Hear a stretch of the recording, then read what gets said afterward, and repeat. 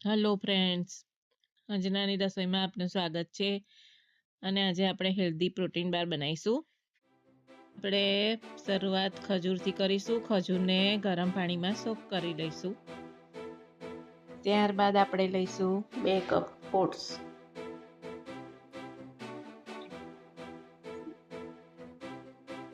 ઓટ્સને ધીમી ફ્લેમ પર શેકી લેવાના છે, ડ્રાય રોસ્ટ કરી લેવાના છે.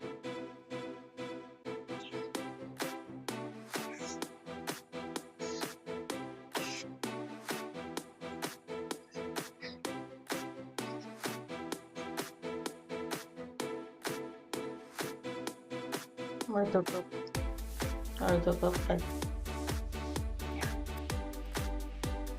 કપ કાજુ પણ ડ્રાય રોસ્ટ કરી લેવાના છે. અડધો કપ અખરોટ, 1/4 કપ પિસ્તા અને 1/4 કપ અળસી.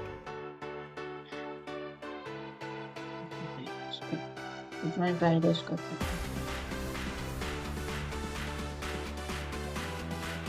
હવે અડધો કપ સનફ્લાવર સીડ અને અડધો cup pumpkin seed dry roast કરી લેવાના. આ બધું ડ્રાય રોસ્ટ કરી લેવાનું છે.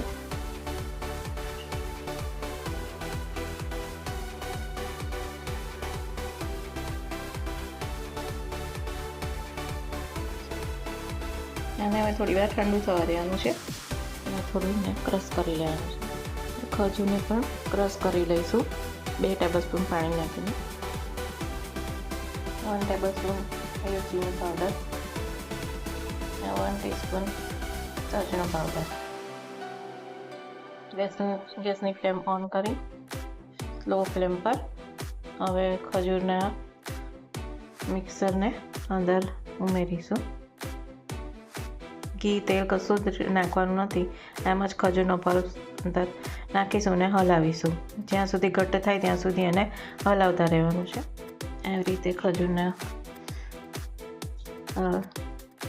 ગ્રેટ ખજૂરને આ રીતે હલાવતા રહેવાનું છે. જ્યાં સુધી પાન છોડે નહીં ત્યાં સુધી એને થવા દેવાનું છે.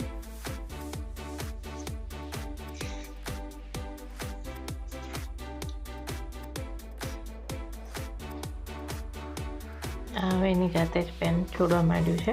જો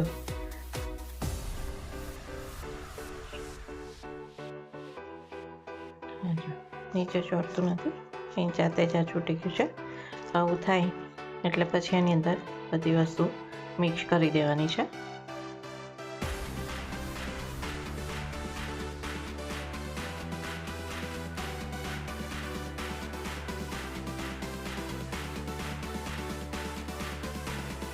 થોડી કરી અને બધું મિક્સ કરી દેવાનું છે. ગેસની ફ્લેમ બંધ કરી દેવાની છે.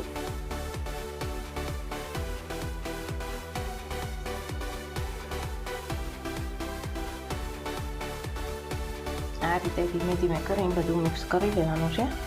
અને જરૂર લાગે તો અંદર થોડું મધ કાં તો પછી પાણી નાખી અને પછી એને થાળીમાં કે તમારા મીઠાઈનો ડીશ હોય એમાં કાપી દેવાનું છે. મધ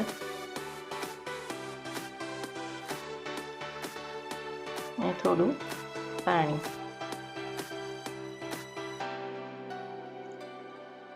એડી અને પછી બધું હાથેથી મિક્સ કરી લેવાનું છે.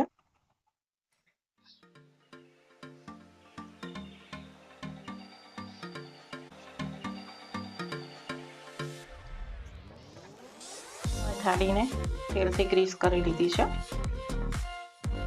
ગ્રીસ કરી લેવાનું છે. હવે એની ઉપર મેં પાર્ચમેન્ટ પેપર મૂકી દીધું છે અને પાર્ચમેન્ટ પેપરને પણ તેલથી ગ્રીસ કરી દીધું છે. હવે એની અંદર બધું મિક્સર આપણે નાખી અને કરી લઈશું. આ રીતે બધા મિક્સરને નાખી અને સરખું વ્યવસ્થિત પાથરી દેવાનું છે. જરૂર લાગે તો ઊંધી વાટકી કે સીધું કોઈ સરફેસ લઈ સીધી સરફેસવાળી વસ્તુ લઈ અને પછી ઉપર ટેપ ટેપ કરીને સરખું કરી દેવાનું છે.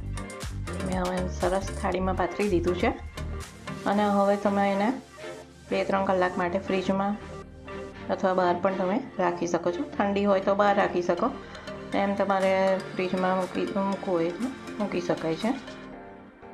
આપણે એને એક હેલ્ધી પ્રોટીન બારનું નામ આપીશું, કારણ કે ઘણી હેલ્ધી છે અને જે છોકરાઓ જીમ કરતા હોય, વેઇટ લોસ કરવાનું માંગતા હોય, એ લોકો માટે જો ગળ્યું ખાવાની ક્રેવિંગ હોય તો આને તમે એક ખાઈ લો તો તમારું બધું જ પ્રોટીન, વિટામિન્સ બધું જ આમાંથી બરાબર રીતે મળે છે અને સારી હેલ્ધી પણ તમને રહેશે તમારા શરીર માટે. કારણ કે આજકાલ બહાર જે મળે છે એ બધી ખાવા કરતાં તમે આ ઘરે બનાવીને તમે આ ખાઓ તો તમને પણ સારું લાગશે અને તમારી હેલ્થ પણ સારી રહેશે. તમે એની ઉપર હવે ડાર્ક ચોકલેટ અમૂલની લઈ અને પછી એને ડબલ બોઇલર કરી અને પછી ઉપર નાખી શકો છો. એ રીતે પણ સારી બહાર બની શકે છે. આ રીતે એને પીગાળી અને પછી એની ઉપર રેડી દેવાનું છે. આ રીતે એને પાથરી દેવાનું છે. હવે એનર્જી બાર તૈયાર થઈ ગઈ છે, રેડી થઈ ગઈ છે. હવે એને આપણે કટ કરીશું. આ રીતે આપણી હેલ્ધી ગ્રેનોલા બાર તૈયાર છે.